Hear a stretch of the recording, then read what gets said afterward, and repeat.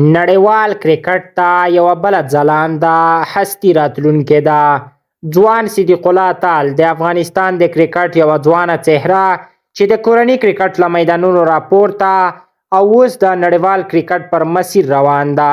لا بیګانۍ لوبې وروسته یې د کرکټ د مینوالو زړونه ګټلي او د ده بیګانۍ لوبه د دغه مینوالو په منځ کې د سر ټکی ده. نوموړی په ایمرجنګ ایشیا کپ کې په تېره لوبه کې 83 او په بیګانۍ لوبه کې د بنګلادیش خلاف 15 نسوځېدلې منډې وکړې او په حساس وخت کې افغان لوبډله بریا ته ورسوله. که په حقایقو تم پاتې شو، د نړۍ هره ستره لوبډله د خپل بیټینګ د هر اړخیز قوت لپاره په اوپننګ پوزیشن کې د دوه داسې لوبغاړو غوښتونکې ده چې یو یې ښي لاسی او بل یې هم چپ لاسی وي.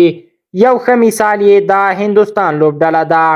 له هندۍ لوبډلې سره مخکې شکر دوان او اوس جیسوال د چپلاسي بیټر په حیث لوبیږي چې له روهیت شرما سره په نړیوال کرکټ کې تر ډیره نتیجه هم مثبته ده.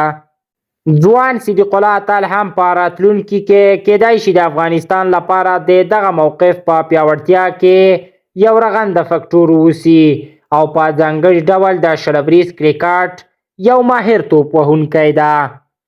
بلخوا صدیق الله تعال له ځان سره په بیټینګ کې پوره کلاس، په خپله توپ وهنه کنټرول او مدیریت او په ټوله کې دا درک لري چې زه باید د لوبډل لپاره په کوم ډول حالت کې کوم ډول توپ وهنه وکړم.